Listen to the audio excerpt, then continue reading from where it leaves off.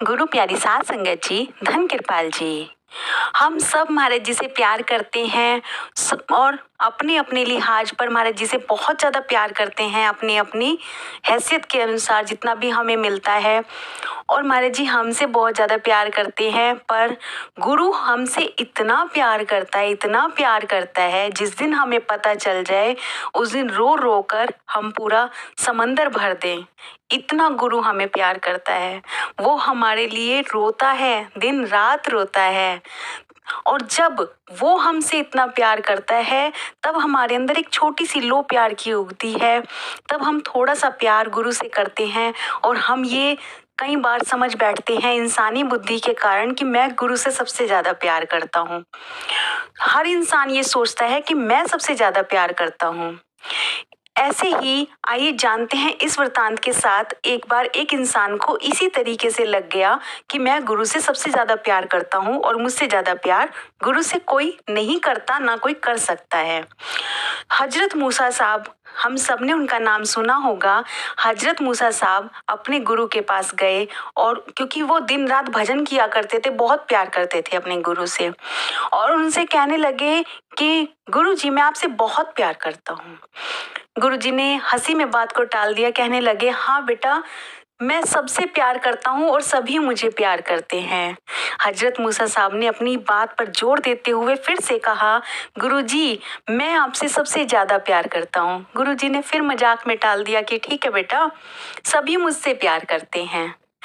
तो हजरत मूसा साहब अपने रोब में आ गए, गुस्से से में आ गए और कहने लगे कि इस धरती पर कोई और भी है जो मुझसे ज़्यादा प्यार करता है आपसे। तो इस पर गुरु साहब ने कहा कि मुझसे तो इंसान क्या, पशु पक्षी क्या, हर एक जीव मुझसे प्यार करता है और हर जीव से मैं बहुत प्यार करता हूँ।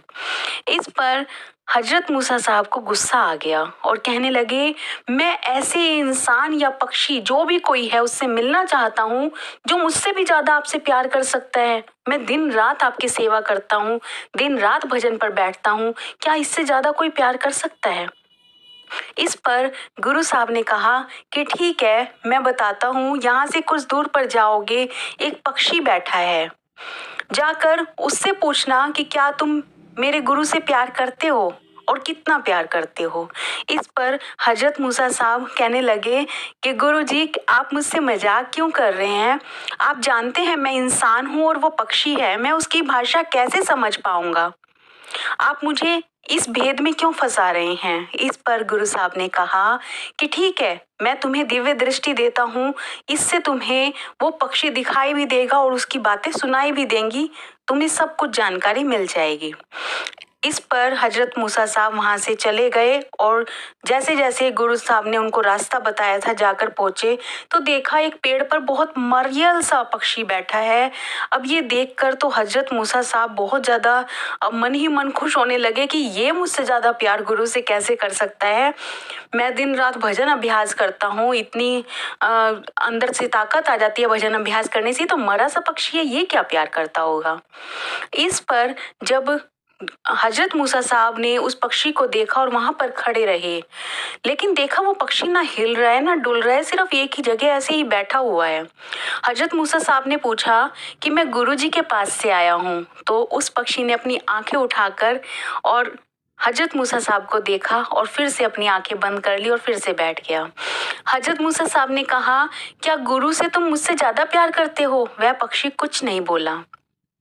जब हजरत मूसा साहब ने कई बार इस बात को कहा और उन्होंने कहा कि गुरुजी ने मुझे आपके पास भेजा है ये प्रश्न पूछने के लिए, तो वह पक्षी चुप रहा। इस पर हजरत मूसा साहब ने कहा, क्या तुम्हें कोई तकलीफ है? मैं तुम्हारी कोई तकलीफ दूर कर सकता हूँ। उन्होंने सोचा कि बहुत मरियल सा पक्षी है, शायद इसे कोई तकलीफ है, तो उन्होंने कहा कि क्या मैं तुम्हारी कोई तकलीफ दूर कर सकता हूँ?